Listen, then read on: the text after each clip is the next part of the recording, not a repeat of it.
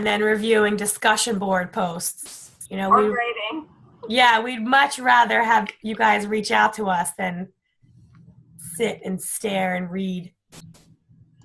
Ah, yes.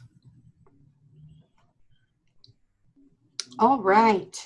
So I thought we were going to get lucky and that this would work. Can you see the PowerPoint? Yep. Yep. Okay, good. It's froze, but I will try to work with it as much as we can. And if we do get stuck, Jamie, I sent it to you, so maybe you can pull it up for us. But since we talked a little bit about our one and only Paul Schultz, let's go ahead and introduce our FSDA team, which has we've been really lucky to have them grow with us here recently. So, Paul, if you could start out with a quick introduction and maybe just pass it over to Kingsley after that, that would be wonderful. Sure. Just real quick.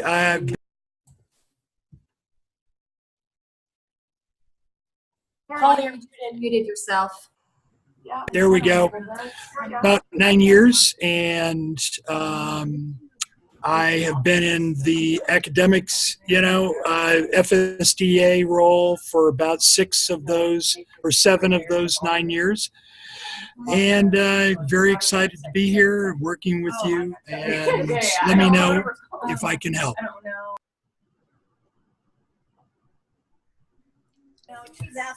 I guess it's my turn now. Hello, everyone. My name is Kingsley Jackson. Happy to be here. Happy to be working with you all. I've been in Ashford coming up on 6 years now. I've been in FSDA for just slightly over 2 years. I've been thrilled. This has been awesome experience thus far. I come from supporting students previously. It's been really amazing to kind of translate the student experience to now faculty, really connect and kind of bridge the gap there.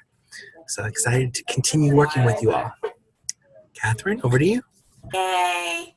Hi, so everyone, I am Catherine Myers, and I have been at Ashford. It will be 10 years on April 7th, and I am so looking forward to getting my little plaque with my name on it because I've never gotten an award before.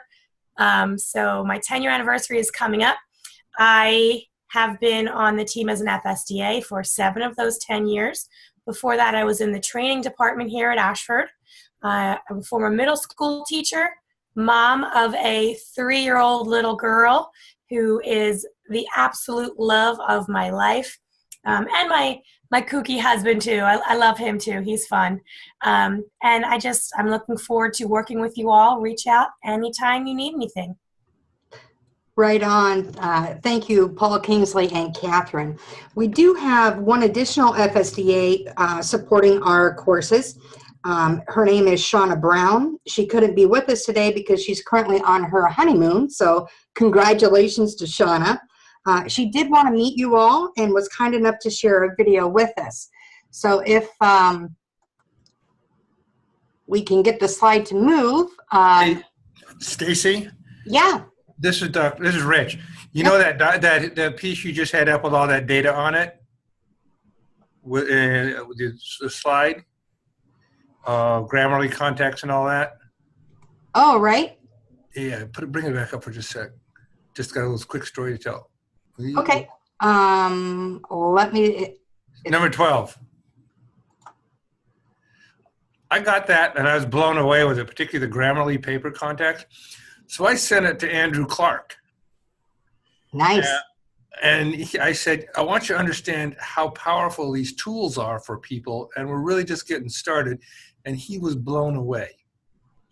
One of the things I find out is that the people up at the top of the organization just don't have a sense of the scale and size of the work that you're doing. So whenever you can send me something that's got a nice, concise impact statement like this, I'll try to move it up to Craig and on up to Andrew. Wonderful. Yeah, we would definitely appreciate that. And I think you're spot on. We actually have Millie Jones with us today, who is our lead consultant for the Writing Center, and a couple of slides from Mindy Sloan, the Vice President of Student Success. And we're going to talk a little bit more about some of these tools and how they're impacting us in POL, specifically the paper review services offered by the Writing Center. So just like you said, Rich, it's definitely a powerful tool for our students, and hopefully it will help some of us in POL overcome some of the challenges that we've seen in the past in relation to students and writing papers. Right. Agreed. Right on. Jamie, it does look like I'm going to have continued issues with the PowerPoint. I made you the host. I'm going to close or stop sharing. And would you mind pulling up the PowerPoint on your end? Can you see my screen? I sure can. Okay. And we are at Shauna. We're at Shauna. If you can, right, and let's see if we can click on the little, yeah. Hello, I'm Shauna. I grew up in Arizona where I earned my BS in elementary education with a specialization in math from Grand Canyon University. I then moved to San Diego where I was an active. Oh, I moved it. I'm sorry. Hello, I'm Shauna. I grew up in Arizona where I earned my BS in elementary education with a specialization in math from Grand Canyon University. I then moved to San Diego where I was an academic advisor supporting our students for 7 years. And that opportunity allowed me to earn my MBA with a specialization in organizational leadership here at Ashford. And for the last year, I've really enjoyed supporting all the faculty as an FSTA. When I'm not working, you're going to find me either camping or off-roading, at the beach, wine tasting, or mountain biking. I really look forward to getting to know you all. All right. So, yeah, thank you to Shauna. She'll be back on the 8th, so we will all look forward to getting to interact with her more as well. So as you know, we did do a significant course revision that went live on the 21st of November of last year. Anytime that we have a significant course revision, it's quite common for us to have a few hiccups the first few times that we teach the course. We recognize that, and to help assist with that and to overcome some of those hiccups and challenges, Jamie and I created and shared some additional resources that we really hope that you all have found beneficial, not just for yourselves, but for your students as well. Those resources were emailed to you earlier. They're also housed on our Paul 201 CETL page. And you can see some of them on the slide that Jamie is showing now as well. We did want to just touch a little bit on a couple of reminders for those. For instance, with the new assignment structure, robust instructional feedback will be a really important element for the students. The majority of our feedback as a result on the weeks 2 and 3 assignments really should be content driven and assignment specific, as opposed to mainly a focus on writing or APA format. You know, writing in APA is important, but the main focus really needs to be on that content and assignment driven feedback, because students truly are, you know, using the assignments weeks 2, 3, 4, and 5 is building the foundation. They're interconnected pieces. So it's important for us to really guide them and set them on the right path with in our feedback.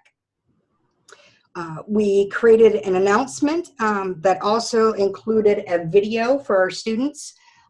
If you have not already done so, please be sure to carefully review that video or the script that we also included for you. And just real quick, I wanted to give a shout out to both Catherine and Jamie for their help in creating that resource that so far in my current courses, at least from what I've seen, it's actually been quite helpful and beneficial to students. And I'm already seeing much stronger week 2 assignments as a result. Jamie, can you advance us to the next slide, please? So the week 4 draft to the Writing Center assignment is also new. Students will have been building up to that with the completion and incorporation of your specific instructional feedback that they would have received in the weeks 2 and 3 assignments. The value and purpose of the week 4 assignment is to really provide students with, yes, an opportunity to learn how to use and submit a working draft to the Writing Center, but also to use that feedback meaningfully as they incorporate that into their final product or their final paper. The university has done quite a bit of research in this area, which Dr. Patnaud touched upon for us. And Associate Vice President of Student Success, Mindy Sloan, was very gracious when I reached out to her, and she provided us with some specific slides and data to give you all a broad overview of, you know, where these things are coming from and the type of research that they've done. So for instance, the data illustrated that the use of support services really did result in increased student success on written assignments, higher overall GPA, and better pass-fail rates, resulting in stronger retention. So I want to slow down and just reiterate that. So the research and the data has illustrated that the use of these sources for students has resulted in increased success on written assignments, higher overall GPA, better pass-fail rates, and stronger retention. That is a huge deal. It's a huge deal for all institutions, and especially for our students. The Ashford Library, the Writing Center tutors, Grammarly, and the Writing Center paper review service all showed positive outcomes, but the paper review service specifically, which is the one that we've incorporated into our POL course, has the most profound positive outcome for our students. So again, this is why we really want to celebrate and support that for our students. You know, I can tell you that Mindy's group and Millie's group and the writing tutors do a fantastic job, and I think that you know, we need to do our part to bring that forward for our students and really help to set them up for success. Jamie, can you progress to slide 10 for us? Yep. Okay. So just as a broad overview, what this slide shows, particularly in the blue and orange on the right, it shows that the paper review service had significant positive outcomes and higher success rates as opposed to students who did not use it. Slide 11, please. And this slide in particular is specifically in relation to Grammarly and Grammarly outcomes. And again, this also has strong positive impacts for students. You know, if any of you have watched TV, you've seen Grammarly commercials all over the mainstream media. It's a huge resource. It's growing by leaps and bounds. Obviously, many, many students do use it. And it is a powerful tool, especially when combined with use of the Writing Center paper review service, which actually has even stronger impacts and outcomes on student learning and student success.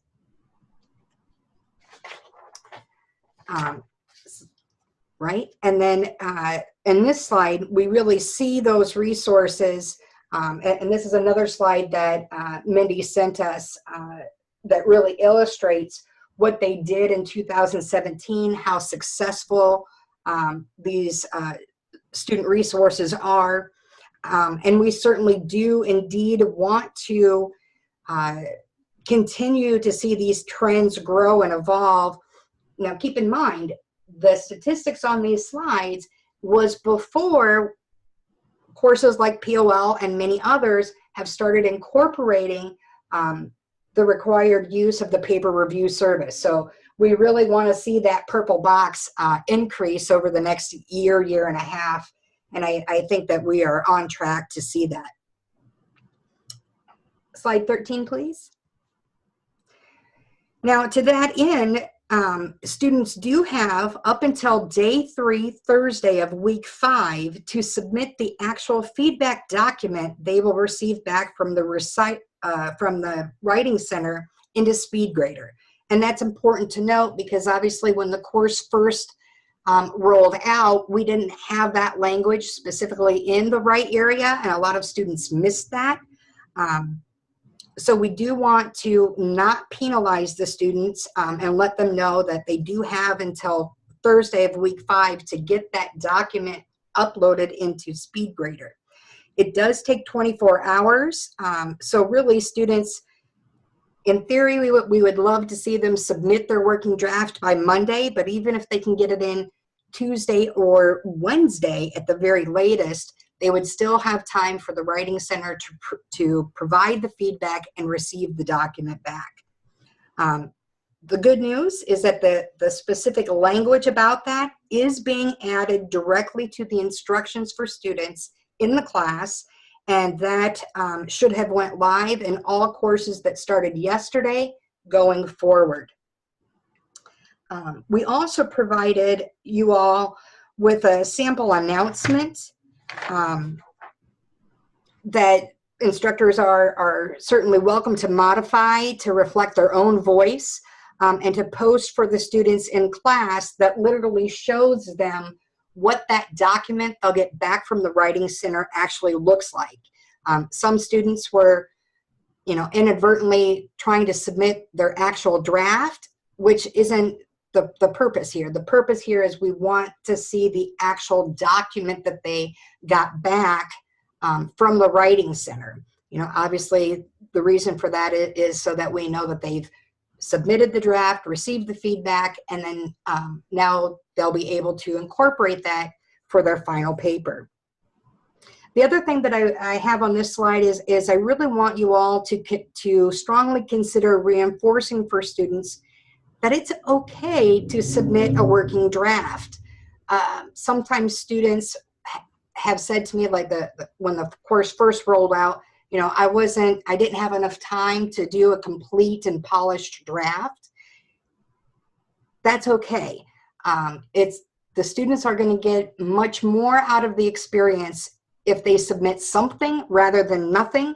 And again, if they have it done by Monday, that's great. But even if it's Tuesday or Wednesday, they will have been building up to their draft because they're incorporating things from weeks 2 and 3 that they should have a really strong foundation and something to send in for sure by Wednesday. So please, again, consider reinforcing to the students that it's okay to submit a working draft.